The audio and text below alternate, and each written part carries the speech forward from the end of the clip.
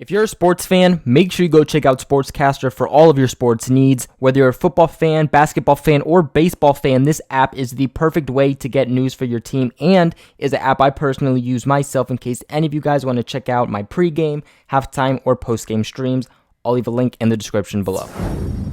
What is up, Pats Nation? It's Patriots Global back here with another video, and in this one, we're going to be talking about another potential trade candidate here for the New England Patriots when it comes to wide receiver and getting some receiver help. Now, just a little disclaimer before we hop into this one is that no news has come out about the New England Patriots actually being interested in trading for Emmanuel Sanders. This is not like the Stefon Diggs one where the Patriots actually are interested in trading for him. This one is just a little bit more of food for thought as Emmanuel Sanders has been put on the trade block, and it wouldn't really surprise me to see the New England Patriots being interested in him. In the end, we all know that the New England Patriots are always trying to add to their roster, always trying to get better. The trade deadline is actually coming up very soon, within a couple of weeks. A lot of rumors are going to start coming up, just like they did last season. A lot of players are going to be put up for trade right before the trade deadline, so it could get pretty crazy within the next couple of weeks. So the Denver Broncos are not doing very well so far this season. Their record is currently 0-4, and they are also 4th in the AFC West. At this point going forward, the Denver Broncos kind of know that this is not going to be their season. It's kind of your point where maybe you should do a little bit of rebuilding. You have your quarterback of the potential future, so kind of look towards the draft and free agency at the end of this season, and it looks like that's exactly what they're doing. Again, they have put wide receiver Emmanuel Sanders up on the trade block, but have also put up star cornerback Chris Harris on the trade block. At this current time, we do not know what the Denver Broncos would be looking for in return for someone like Emmanuel Sanders. In my personal opinion, I do not believe that they would be asking for a first-round pick. If they are asking for a first-round pick, then I don't see any teams actually going out there and trading for Emmanuel Sanders, specifically for how high of a return that the Denver Broncos would be looking for in return. In my eyes, I definitely would see them looking for a second-round pick or lower in return for him. And even for me personally, if I'm the New England Patriots, and obviously that's my team, if they were to trade for Emmanuel Sanders and they gave up a second-round pick, I would still feel a little bit on that side. A third-round pick for me would really just set it. Now, one of the big reasons that I would not see the New England Patriots giving up high draft capital in return for Emmanuel Sanders is that the Patriots would only be getting a rental for Emmanuel Sanders, okay, because they have him under contract for 1 year. 2019 is his last year under his contract. In 2020, he's set to be an unrestricted free agent. Not to mention that this season, and I'm about to lose a lot of you guys in the comments, but he's set to make a base salary of around $10.2 million just alone for the season.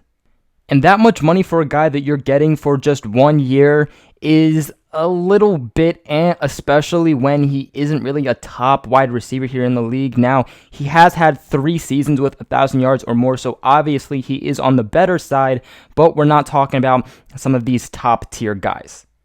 And of course, top tier meaning, top 5. You can make the argument he's top 10, but even then I think you're possibly pushing it. But if the New England Patriots are able to adjust their cap and make room for someone like Emmanuel Sanders, then I ask the question, why not just go out and get someone like Stefon Diggs and make your best push forward as you'd be able to, okay? With Stefon Diggs, you would definitely have to be giving up more draft capital, but first off, for 2019, you would only have to give up around $8.9 million for Diggs, and you're getting him under contract through 2023. Now, I see the only real big pro here being for Emmanuel Sanders is that the New England Patriots would have to give up far less than they would for Stefon Diggs. Sanders was drafted back in 2014, so not a crazy long time ago.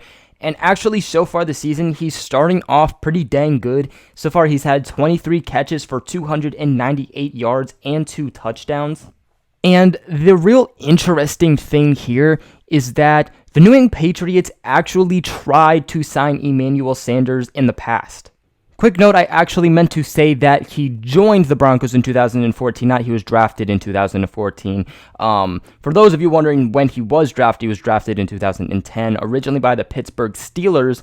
And that ties into what I was just talking about, as after the Pittsburgh Steelers signed Emmanuel Sanders and he hit free agency, the Patriots tried to sign him to an offer sheet, but ultimately were beat out by the Denver Broncos. So obviously there's been a lot of interest by the Patriots in Sanders in the past.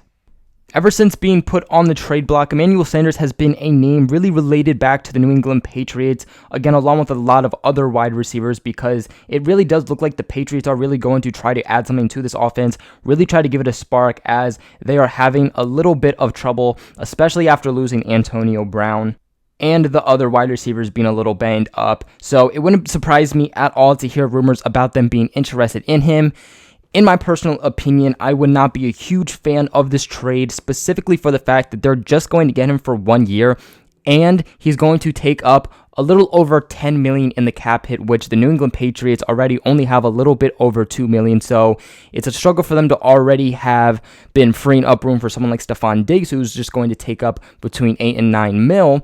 Now you're talking about a guy who's going to be taking up a little over $10 million, and you're getting less of a package, I would say, with Emmanuel Sanders than you would get with someone like Stephon Diggs.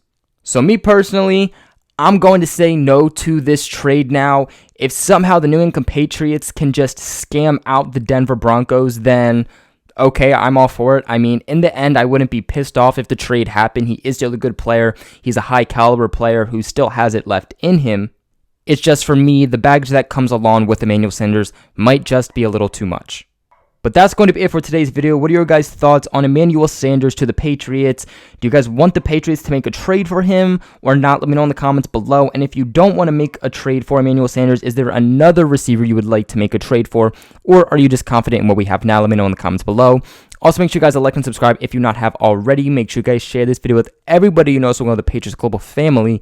And other than that, I will catch you guys in another video.